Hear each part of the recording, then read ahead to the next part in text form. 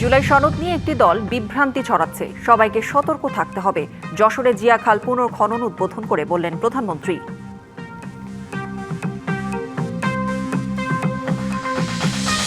দেশের রাজনৈতিক অঙ্গন গুপ্ত নিয়ে হঠাৎ তপ্ত, ক্যাম্পাসে ছাত্র সংগঠনগুলোর সহাবস্থানের তাগিদ।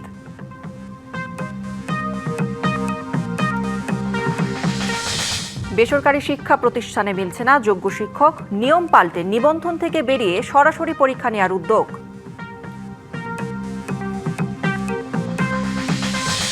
আগামী সপ্তাহের মধ্যে বিদ্যুৎ পরিস্থিতির উন্নতি হবে জানালেন জ্বালানি মন্ত্রী। আওয়ামী লীগ অর্থ অপচয়ের নানা প্রকল্পের বোঝা চাপিয়ে গেছে। হরমুজ প্রণালী চালু সহ যুদ্ধ অবসানে যুক্তরাষ্ট্রকে ইরানের নতুন প্রস্তাব, পরমাণু আলোচনা স্থগিত রাখার কথা জানালো তেহরান। ফ্যামিলি কার্ডের মতো মা বোনদের হাতে দেয়া হবে এলপিজি কার্ড জানালেন প্রধানমন্ত্রী তারেক রহমান। যশোরের শার্শায় জিয়া খালের পুনঃখনন কাজের উদ্বোধন করে সুধী সমাবেশে কথা বলেন তিনি। এছাড়া জুলাই সনদ নিয়ে বিভ্রান্তি ছড়িয়ে পরিস্থিতি ভিন্ন খাতে নেয়ার অপচেষ্টাকারীদের বিষয়ে সতর্ক থাকার আহ্বান জানান সরকার প্রধান। প্রধানমন্ত্রী হওয়ার পর প্রথমবার, তবে গত ৩ মাসের মধ্যে দ্বিতীয়বার যশোর সফরে তারেক রহমান। সোমবার সকাল 10:30টার দিকে যশোর বিমানবন্দরে নেমে সরাসরি যান শার্শা উপজেলার উলুশী খালের পাড়ে। 1976 সালের 1 নভেম্বর উপজেলার 26টি গ্রামের মানুষের সুবিধার জন্য এই খালটি খনন করেন সে সময়কার রাষ্ট্রপতি জিয়াউর রহমান। পরবর্তীতে খালটি পরিচিতি পায় জিয়া খাল হিসেবে। বাবার হাতে খনন করা সেই খালের পুনঃখননের উদ্বোধনীতে কোদাল হাতে প্রধানমন্ত্রী তারেক রহমান। এই খাল খনন কর্মসূচির মধ্য দিয়েই সোমবার যশোরে বেশ কয়েকটি উন্নয়নমূলক কর্মসূচি উদ্বোধনের কার্যক্রম শুরু করেন প্রধানমন্ত্রী। এ সময় খালের পাড়ে একটি গাছের চারা রোপণ করেন তিনি। পরে সেখানে আয়োজিত সমাবেশে কথা বলেন প্রধানমন্ত্রী। তুলে ধরেন উলুশী খাল চালু হলে কি কি সুবিধা মিলবে। আমরা এই 4 কিলোমিটার খাল ইনশাল্লাহ পুনর্খনন করব। পুনর্খনন করলে এই খালে এই এলাকার মানুষ পানি পাবে। প্রায় 1400 টনের মতন বাড়তি খাদ্যশস্য উৎপাদন হবে। প্রায় 72,000-এর মতন মানুষ সরাসরি উপকৃত হবে এই খালে পানি আসলে। জুলাই সনদ নিয়ে একটি দল বিভ্রান্তি ছড়িয়ে পরিস্থিতি ভিন্ন খাতে নেওয়ার অপচেষ্টা চালাচ্ছে উল্লেখ করে তারেক রহমান এ নিয়ে সবাইকে সতর্ক থাকার আহ্বান জানান। যে গণভোট হয়ে গিয়েছে সেই গণভোটের রায়কে ভিন্ন খাতে তারা প্রবাহিত করতে চাচ্ছে এবং সমগ্র দেশে একটি বিভ্রান্তি তৈরি করতে চাচ্ছে। যারা গণভোটের রায়কে ভিন্ন খাতে প্রবাহিত করতে চায়, যারা জুলাই সনদের অর্থ ভিন্নভাবে তাদের নিজেদের রাজনৈতিক স্বার্থ হাসিলের জন্য উপস্থাপন করতে চায়, এরা বিশৃঙ্খলা সৃষ্টি করতে চায় যাতে করে জনগণের কর্মসূচি ব্যাহত না হয়। সেই জন্য জনগণকে সতর্ক থাকতে হবে। জনগণের ভাগ্য নিয়ে ছিনিমিনি খেললে 5ই আগস্টের মতোই তারা জবাব দেবে বলেও মন্তব্য করেন প্রধানমন্ত্রী। আন্দোলনের নামে কিভাবে 173 দিন হরতাল করা হয়েছিল মনে আছে আপনাদের? আমাদের কর্মসূচি বাস্তবায়নে আমরা অঙ্গীকারবদ্ধ থাকি, দৃঢ় থাকি, তাহলে বাংলাদেশের মানুষের ভাগ্য নিয়ে কেউ ছিনিমিনি খেলতে পারবে না। নারীর উন্নয়নে ডিগ্রি পর্যন্ত অবৈতনিক উপবৃত্তি সহ রান্নার কাজে সুবিধার জন্য এলপিজি কার্ড দেওয়ার ঘোষণাও দেন সরকার প্রধান। আমরা মেয়েদের শিক্ষা ব্যবস্থা ইনশাল্লাহ ডিগ্রি পর্যন্ত অর্থাৎ উচ্চতর পর্যন্ত ইনশাল্লাহ বিনামূল্যে ব্যবস্থা করব। সারা দেশের মায়েদের কাছে আমরা যেরকম ফ্যামিলি কার্ড পৌঁছে দিচ্ছি, সেরকম আরেকটি কার্ড দিতে চাই, সেটি হবে এলপিজি কার্ড, এলপিজি গ্যাস। এটি আমরা মা বোনদেরকে পৌঁছে দিব যাতে করে মা বোনদেরকে রান্না বান্নার জন্য কষ্ট করতে না হয়। বিএনপির দেয়া সকল প্রতিশ্রুতি বাস্তবায়নের অঙ্গীকার করে প্রধানমন্ত্রী বলেন, মানুষের ভাগ্য উন্নয়নই তাদের রাজনীতি।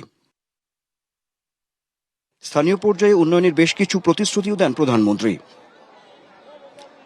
দীর্ঘ প্রায় 50 বছর পর এই খালটি পুনঃখননের মধ্য দিয়ে আবার প্রাণ ফিরে পাওয়ার পরিবেশ তৈরি হয়েছে। তাতে করে এই অঞ্চলের গ্রামীণ অর্থনীতির একটি ব্যাপক উন্নয়ন সাধিত হবে। কিন্তু প্রশ্ন হচ্ছে, এই খালের যে রেখা এবং প্রশস্ততা গভীরতা রয়েছে, তাতে করে এখনো এখানে পানি প্রবাহ থাকার কথা, কিন্তু এখানে পানি প্রবাহ নেই, বরঞ্চ এই খালের মাঝখান দিয়ে একেবারেই কিন্তু শুকনো। এখন সংশ্লিষ্টরা বলছেন যে এই সমস্ত খাল, দেশের বেশিরভাগ খালই অস্তিত্ব সংকটে পড়ছে, কিন্তু এর পেছনের কারণগুলো কি তা খতিয়ে দেখে যথাযথ ব্যবস্থা গ্রহণ করাও খুব বেশি জরুরি। Anwar Hossain, DBC news, Sharsha, Jessore. বিকেলে যশোরের ঈদগাহ ময়দানে জনসভায় অংশ নেবেন প্রধানমন্ত্রী তারেক রহমান। সেখান থেকে পরিস্থিতি জানাবেন সহকর্মী শাকিরুল কবির রিটন। রিটন, আপনি তো যশোরে সমাবেশ স্থলে রয়েছেন, কখন শুরু হবে সমাবেশ এবং যশোরবাসীর আসলে কি প্রত্যাশা প্রধানমন্ত্রীর এই সফর ঘিরে, কি বলছেন তারা? যশোরবাসীর প্রত্যাশার তো শেষ নেই। যশোরবাসীর প্রত্যাশা ছিল যশোরকে পৌরসভা সিটি কর্পোরেশন ঘোষণা করবে। যশোরের ট্রেন যোগাযোগ ঢাকার সাথে সেটি আরো বাড়াতে হবে।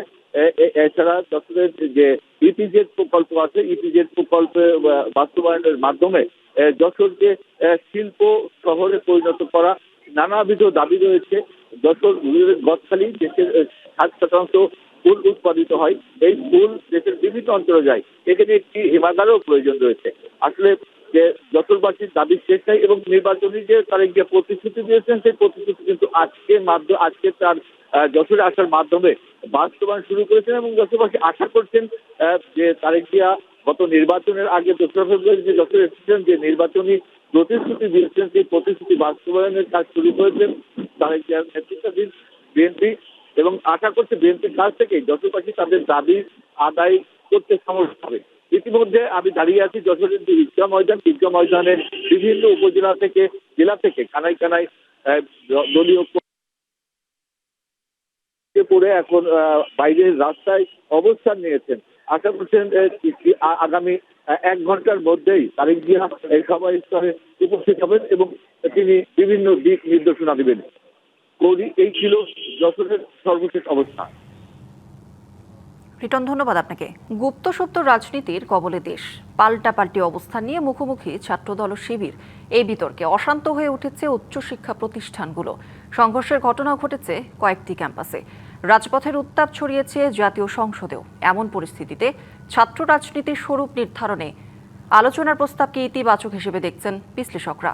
পুরনো ধাঁচের দোষারোপের অপরাজনীতির সংস্কৃতি থেকেও বের হওয়ার তাগিদ তাদের। পরামর্শ সংঘাত এড়িয়ে ছাত্র সংগঠনগুলোর সহাবস্থান নিশ্চিতের।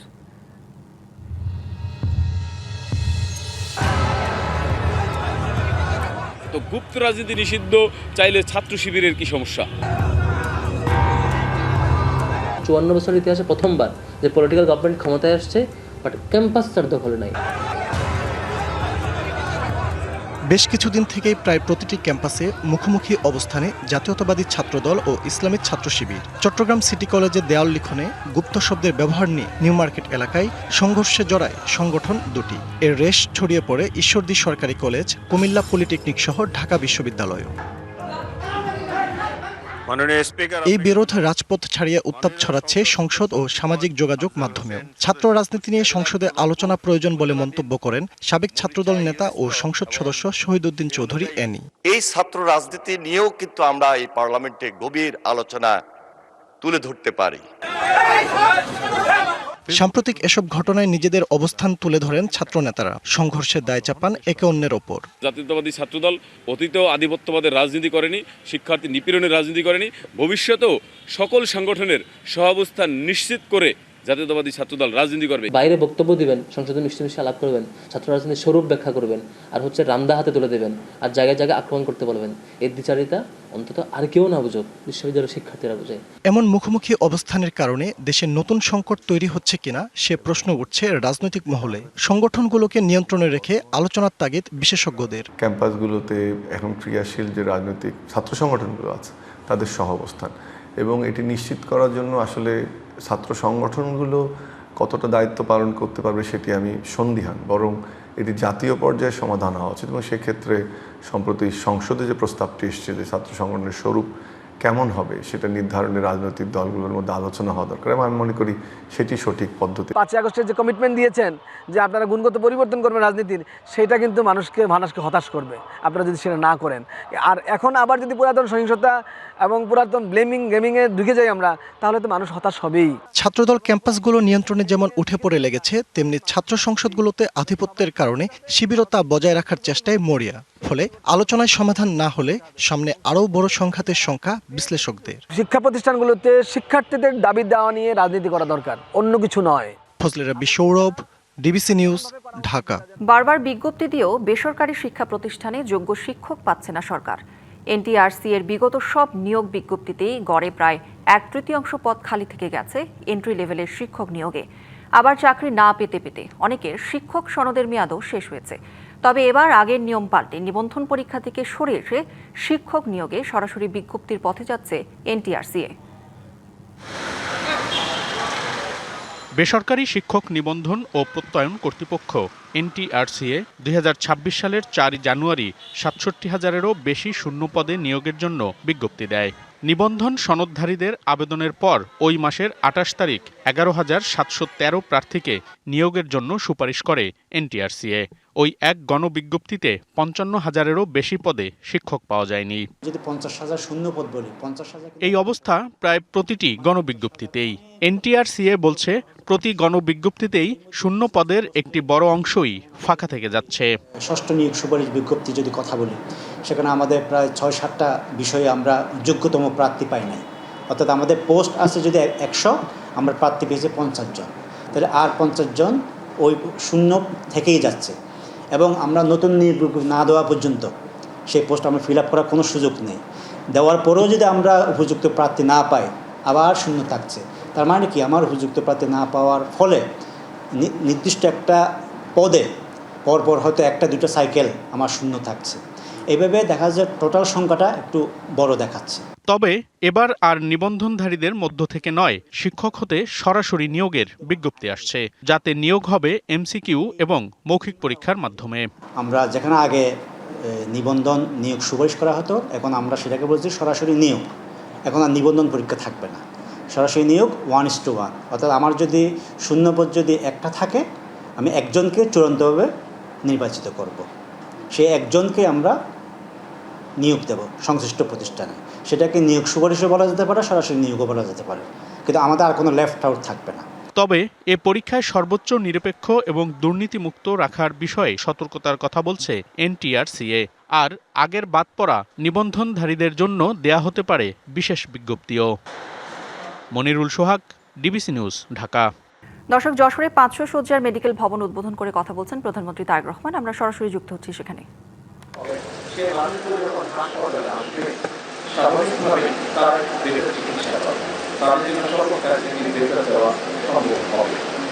এই যে ইউরোপে আমরা জানি, ইউরোপের অধিকাংশ দেশ, কয়েকটি দেশের অধিকাংশ দেশ, কিন্তু সেই দেশগুলো নিশ্চিত থাকবে তাদের দেশের মানুষের চিকিৎসা সুবিধা দেওয়ার জন্য, এবং সেজন্য তারা এই সিস্টেমকে এখন গড়ে তোলার চেষ্টা করবে। এবং হিসাব করে দেখা গিয়েছে অর্থনৈতিকভাবে যে আমরা যদি প্রিভেনশনের পিছনে আমরা রিসোর্স ব্যয় করি, অর্থ ব্যয় করি, তাহলে তুলনামূলকভাবে ব্যয় করি, অর্থ ব্যয় করি, তাহলে তুলনামূলকভাবে রাষ্ট্রের খরচ কম হয়। কারণ প্রিভেনশন বিষয়ে সংক্ষেপে আমি আপনার সঙ্গে প্রিভেনশন কি হচ্ছে, আমরা স্বাস্থ্য মন্ত্রণালয়ের মাধ্যমে সারা দেশে 1 লক্ষ স্বাস্থ্য কর্মী আমরা নিয়োগ করতে চাই। এই স্বাস্থ্য কর্মীদের শতকরা 80% নারী হবে। স্বাস্থ্য কর্মী তাদেরকে আমরা ব্যক্তিগত ট্রেনিং তাদেরকে দেওয়া হবে, এবং তারা সারা বাংলাদেশে গ্রামে গঞ্জে শহরে সব জায়গায় ছড়িয়ে যাবে। একজন স্বাস্থ্যকর্মী সে যেই গ্রামটি বা যেই ওয়ার্ডে সেখানে সে যাবে প্রত্যেকটি বাড়ি, এবং বাড়িতে গিয়ে সাধারণত আমরা জানি খাবার দাবার যেমন সব কিছু পরিবারের সদস্যদের দেখভাল, পরিবারের নারী প্রধানদের নারী সদস্যদের এখন আমরা যদি গিয়ে সেই নারী স্বাস্থ্যকর্মীকে পাঠাই, এবং সেই নারী স্বাস্থ্যকর্মীরা গিয়ে যদি সেই পরিবারের যে প্রধান নারী থাকবেন তাকে যদি উনি বোঝাতে সক্ষম হন যে পরিবারের সদস্যদেরকে কি কি খাবার কম দিতে দেয়, কি কি খাবার কিভাবে উপস্থাপন করলে হার্টের অসুখ হবে, কি কি খাবার কিভাবে পরিবেশন করলে ডায়ালিসিস অর্থাৎ কিডনি সমস্যা হবে, তাহলে আমরা যদি এখানেই রোগীর সংখ্যা কমাতে পারি, জিনিসটা 1 দিন 5 দিন 7 দিনের বিষয় না, এটি বছরের পর বছর ধীরে ধীরে এটার রেজাল্ট আসতে সময় লাগবে, কিন্তু আমাদেরকে শুরু একদিক থেকে করতে হবে। তাহলে যেটি হবে, স্বাভাবিকভাবে এই হাসপাতালটি যখন হয়ে যাবে 500 বেডের, এই হাসপাতালে চাপ কম পড়বে। যারা এই যে আমাদের সামনে অনেক নতুন স্টুডেন্ট আছে যারা ইনশাল্লাহ ডাক্তার হবে একদিন, এবং এই হাসপাতালে ইনশাল্লাহ তারা কাজ করবে। কিন্তু এখন আজকে এখান থেকে যারা ডাক্তার হবে তাদের কাছে যদি এখন যেভাবে আছে সেইভাবে যদি প্রতিদিন তাদেরকে 100 রোগী দেখতে হয় একজন ডাক্তারকে, কিন্তু সেই 100 রোগীটাকে যদি আমরা কমিয়ে ফেলতে পারি, অর্থাৎ ছোটখাটো চিকিৎসা এবং মানুষকে অ্যাওয়্যার করার মাধ্যমে, সচেতন করার মাধ্যমে যদি সেখানেই আমরা মোটামুটি মানুষের অসুখের সংখ্যাটা কমিয়ে রাখতে পারি, অসুস্থ মানুষের সংখ্যা, তাহলে দেখা যাবে যে একজন ডাক্তারকে হয়তো 30টি রোগী দেখতে হচ্ছে। স্বাভাবিকভাবেই 100 বদলে যখন 30 বা কমে আসবে, যখন ডাক্তারের জন্য কিন্তু কনসেন্ট্রেট করা, অর্থাৎ একজন রোগীকে বেশি সময় দেওয়া সম্ভব হবে, একজন রোগীকে বেটার চিকিৎসা দেওয়া সম্ভব হবে। শুধু তাই নয়, আপনারা চিন্তা করে দেখুন, এই হসপিটালটি যখন হবে, স্বাভাবিকভাবে সরকারের পক্ষ থেকে 500 রোগীর ব্যান্ডেজ বলেন, ওষুধ বলেন বা অপারেশন থিয়েটারে যেসব বিষয় থাকে সেগুলো প্রোভাইড করা হবে।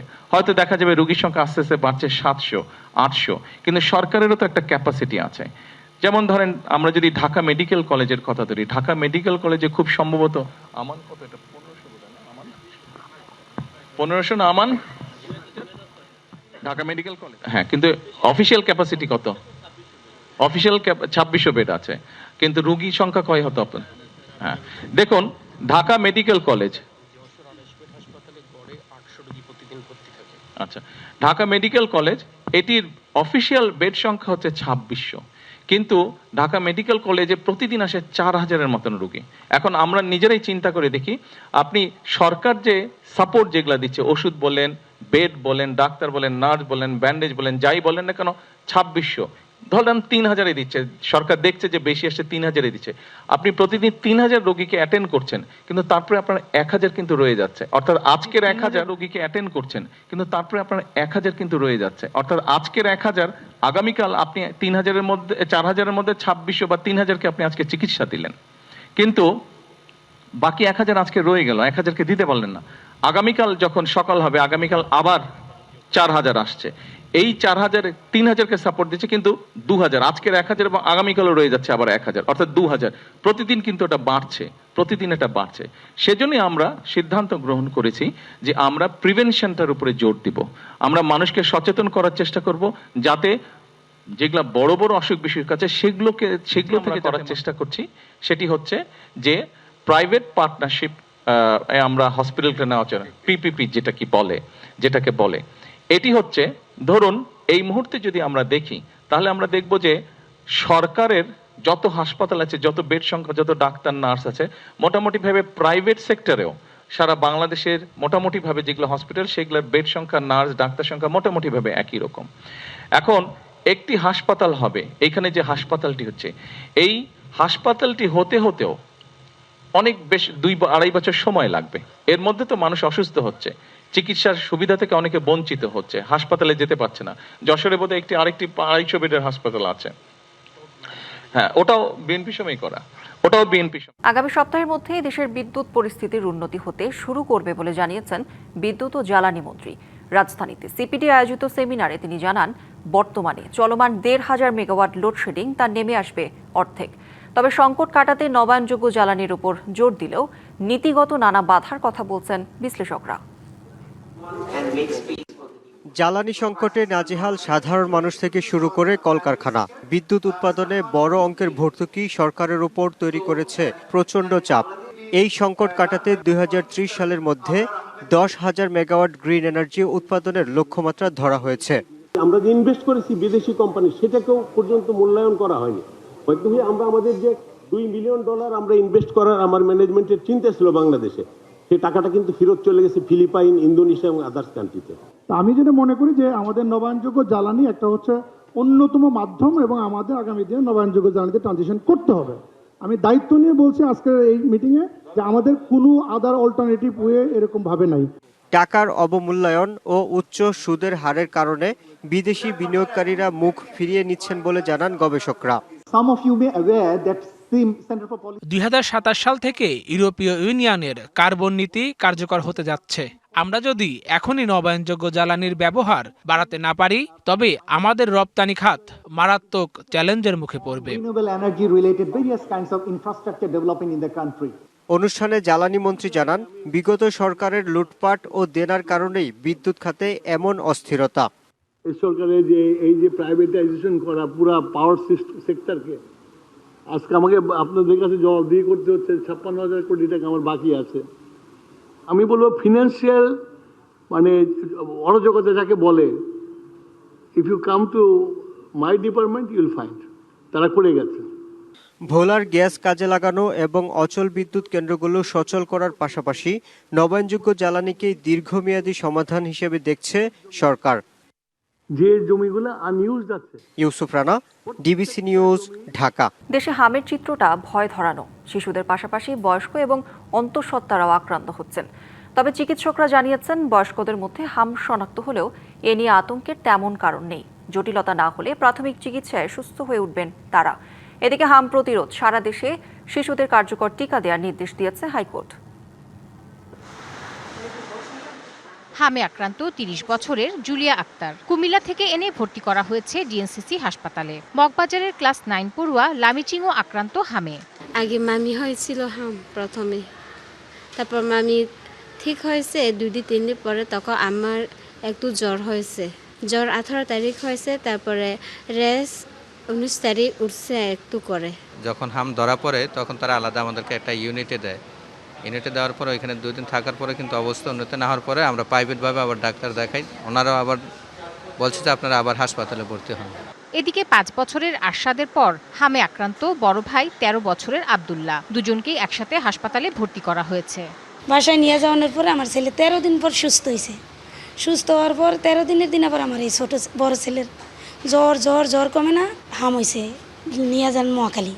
শিশুদের পাশাপাশি বয়স্করাও আক্রান্ত হচ্ছেন হামে। মহাখালী ডিএনসিসি হাসপাতালের 5ম তলায় 5 থেকে 45 বছর বয়সী প্রায় 100 হামের রোগী ভর্তি আছেন। চিকিৎসকরা জানান 30 বছরের বেশি বয়সী অনেক রোগী আছেন। বর্তমানে হামের জন্য 9 ও 15 মাসে যে এমআর টিকা দেওয়া হয় তা এই বয়সী ব্যক্তিদের পাওয়ার কথা নয়, কারণ তখন এই টিকার প্রচলন ছিল না। কেউ যদি অপুষ্টি থাকেন, ম্যালনারিশ থাকেন, কেউ যদি বয়স্ক বয়োবৃদ্ধ, কেউ যদি ডায়াবেটিক আছে, হাইপার ডায়াবেটিক আছে বা কোনো ক্যান্সারে আক্রান্ত, যারা নাকি রোগ প্রতিরোধ ক্ষমতা দুর্বল, তাদের মধ্যে অবশ্যই হাম ভাইরাসটি আক্রান্ত হওয়ার সম্ভাবনা বেশি থাকবে। তারপর ইদানিংকালে আমরা বড়দের সংখ্যা বেশ ভালো অ্যামাউন্টে পাচ্ছি। বিশেষজ্ঞদের ধারণা রোগ প্রতিরোধ ক্ষমতা কম থাকার কারণেই বয়স্করা আক্রান্ত হচ্ছেন। বড়রাও হতে পারে, যেসব বৃদ্ধ মানুষের শরীরে অথবা যেসব রোগী চিকিৎসা বা অন্যান্য কারণে তাদের শরীরের রোগ প্রতিরোধ ক্ষমতা কম, তারা কিন্তু হাম দ্বারা আক্রান্ত হতে পারে। রোগ প্রতিরোধ ক্ষমতা অনেক কম থাকে, তাহলে সেটি কিন্তু মৃত্যুরও কারণ হতে পারে।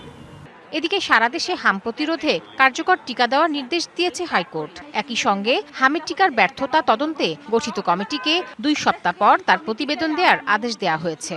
ইনভেস্টিগেশন কমিটি আপনাদেরকে যাতে কমপ্লিটভাবে রিপোর্টটা দেয় যে এই ভ্যাকসিন ইস্যু নিয়ে তারা কি করছে, কতগুলা বাচ্চা এক্স্যাক্টলি মারা গিয়েছে। Tahsina Jesy, DBC news, Dhaka. দেশের বিভিন্ন জেলায় কালবৈশাখীতে ব্যাপক ক্ষয়ক্ষতি হয়েছে। গাছ পড়ে জামালপুর ও বগুড়ায় মারা গেছে মা মেয়ে সহ 4 জন। লন্ডভন্ড ঘরবাড়ি ও ফসলের মাঠ। বেশ কিছু গ্রামে কাঁচা ও আধা পাকা ঘরবাড়ির চাল উড়ে গেছে। আবহাওয়া অধিদপ্তর জানায় 8 বিভাগে মাঝারি থেকে ভারী বৃষ্টি হয়েছে। 24 ঘন্টায় বেশি বৃষ্টি হয়েছে টাঙ্গাইলে 58 মিলিমিটার। রাতভর আকস্মিক মৌসুমি ঝড়ের তাণ্ডব দেশের বিভিন্ন জেলায়। দমকা হাওয়া, বজ্রপাত ও বৃষ্টির তাণ্ডবে জেলার বিভিন্ন এলাকায় গাছ উপড়ে পড়া, ঘরবাড়ি বিধ্বস্ত হয়েছে। ফসলের ব্যাপক ক্ষতিতে মুহূর্তে ভেঙে গেছে কৃষকের সোনালী স্বপ্ন। ভোরে জামালপুরের মেলান্দহের পূর্বদাগে এলাকায় কালবৈশাখীতে 3টি গাছ ঘরের উপর ভেঙে পড়ে। এ সময় গাছ চাপায় মা ও 2 মেয়ে মারা যায়। স্থানীয়রা ও ফায়ার সার্ভিসের সদস্যরা ঘটনাস্থল থেকে নিহতদের মরদেহ উদ্ধার করে। এই ঘটনায় এলাকা জুড়ে শোকের ছায়া নেমে এসেছে। ভোর 4:30টার দিকে বগুড়ার গাবতলীতে ঝড়ে গাছ উপড়ে পড়ে একজন নিহত হয়েছে। গাইবান্ধায় গোবিন্দগঞ্জ উপজেলার কোচাশহর, মহিমাগঞ্জ, শালমারা সহ বিভিন্ন এলাকার উপর দিয়ে ঝড় বয়ে যায়। ঝড়ে উড়ে গেছে টিনের চালা, ভেঙে গেছে গাছ। ধান, ভুট্টা ও চলতি মৌসুমের বিভিন্ন ফসল ব্যাপকভাবে ক্ষতি হওয়ায় দুশ্চিন্তায় কৃষক। তখন আমার গায়ের উপরে টিন পড়ে গেছে, তখন আমি দৌড় মেরে বাইরে গেছি। বাইরে ঘর পাইছি টাইছি, সাবরা সুবরা সব ভেঙে গেছে। গাছ ভরছে 10-12টা, পরে মনে করো ধান মনে করো একেবারে শেষ। সিরাজগঞ্জে আকস্মিক ঝড়ের তাণ্ডবে উল্লাপাড়া উপজেলার বেশ কিছু এলাকায় ক্ষয়ক্ষতি হয়েছে। ঝড়ের তীব্রতায় উল্লাপাড়া উপজেলার কয়রা ইউনিয়নের বেশ কিছু গ্রামে কাঁচা ও আধাপাকা ঘরবাড়ির চাল উড়ে গেছে। বিভিন্ন স্থানে গাছপালা উপড়ে গিয়ে চলাচলের রাস্তা বন্ধ হয়ে গেছে। ঝড়ের সাথে শিলাবৃষ্টিতে বিপাকে পড়েছেন কৃষক। মাঠের উঠতি ফসলের ব্যাপক ক্ষতি হয়। জান্নাত সাথী, ডিবিসি নিউজ ডেস্ক। হরমুজ প্রণালী আবার চালু করা সহ যুদ্ধ বন্ধের জন্য পাকিস্তানের মাধ্যমে যুক্তরাষ্ট্রকে একটি নতুন প্রস্তাব দিয়েছে ইরান। এদিকে দ্বিতীয়বারের মতো পাকিস্তান সফর শেষে রুশ প্রেসিডেন্ট ভ্লাদিমির পুতিনের সাথে বৈঠক করতে রাশিয়া গেছেন ইরানি পররাষ্ট্রমন্ত্রী আব্বাস আরাকচি। মার্কিন প্রেসিডেন্ট ডোনাল্ড ট্রাম্প বলেছেন, ইরান চাইলে আলোচনার জন্য যুক্তরাষ্ট্রকে ফোন করতে পারে। ওমান সফর শেষে আবারও পাকিস্তান গিয়েছিলেন ইরানের পররাষ্ট্রমন্ত্রী আব্বাস আরাকচি। 2 দিনের ব্যবধানে এ নিয়ে 2বার পাকিস্তান সফর করলেন তিনি। দ্বিতীয়বার ইসলামাবাদ সফরকালে হরমুজ প্রণালী আবার চালু করা সহ যুক্তরাষ্ট্র ইরান যুদ্ধ অবসান নিয়ে ওয়াশিংটনকে নতুন একটি প্রস্তাব দিয়েছে তারা। পাকিস্তানি মধ্যস্থতাকারীদের মাধ্যমে এ প্রস্তাব দিয়েছে তেহরান। প্রস্তাবে পরমাণু আলোচনা পরবর্তী পর্যায়ের জন্য স্থগিত রাখার কথাও উল্লেখ করা হয়েছে বলে জানা গেছে। রবিবার মার্কিন সংবাদ মাধ্যম এক্সিওসের এক প্রতিবেদনে এ তথ্য জানানো হয়। এক্সিওস আরও জানায়, হরমুজ প্রণালী নিয়ে কোনো চুক্তিতে পৌঁছানো ও ইরানের বন্দরগুলো থেকে মার্কিন অবরোধ তুলে নেওয়া হলে তেহরানকেও সমৃদ্ধ ইউরেনিয়ামের মজুদ ত্যাগ করতে হবে। সেই সাথে অন্তত 1 দশকের জন্য ইউরেনিয়াম সমৃদ্ধকরণ স্থগিত রাখার প্রতিশ্রুতিও দিতে হবে। এদিকে ইসলামাবাদ সফর শেষে রুশ প্রেসিডেন্ট ভ্লাদিমির পুতিনের সাথে বৈঠক করতে রাশিয়া পৌঁছেছেন আব্বাস আরাকচি। ইরান যুক্তরাষ্ট্র যুদ্ধবন্ধের আলোচনাকে এগিয়ে নিতেই সেখানে গেছেন তিনি। ভিয়েনায় নিযুক্ত রুশ দূত মিখাইল আলিয়ানভ জানান, ইরানের সঙ্গে আলোচনায় এগিয়ে নিতে হলে যুক্তরাষ্ট্রকে ব্ল্যাকমেইল ও আলটিমেটাম দেওয়া ছাড়তে হবে। অন্যদিকে 2 দেশের মধ্যে চলমান যুদ্ধ বন্ধ করতে ইরান যদি আলোচনা করতে চায় তবে যুক্তরাষ্ট্রের সঙ্গে যোগাযোগ করতে পারে, এমনটা বলেছেন মার্কিন প্রেসিডেন্ট ডোনাল্ড ট্রাম্প। তিনি আরও বলেন, তার বিশ্বাস ইরান যুদ্ধ খুব দ্রুতই শেষ হবে আর এতে জয়ী হবে Washington. Rahnuma Fermin, DBC news desk. সংবাদে এই ছিল এখনকার মতো। ডিবিসি নিউজের সংবাদগুলো পড়তে ভিজিট করুন dbcnews.tv আর ভিজিট করুন ডিবিসির ফেসবুক পেজ এবং ইউটিউব চ্যানেল। ডিবিসির সঙ্গেই থাকুন।